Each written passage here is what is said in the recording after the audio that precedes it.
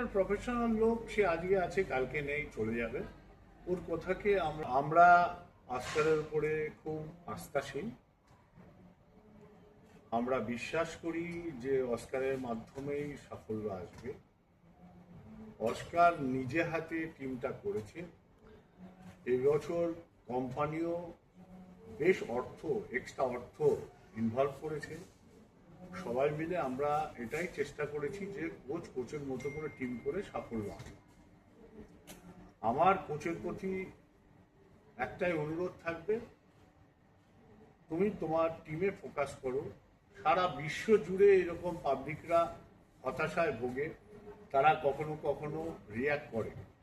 আমাদের সম্পদ হচ্ছে সভ্য সমর্থকরা, তাদেরকে তুমি আঘাত করো না। আপনি এত বছর ধরে একটা প্রফেশনাল লোক, সে আজকে আছে কালকে নেই, চলে যাবে। ওর কথাকে আমরা এত গুরুত্ব দিচ্ছি না।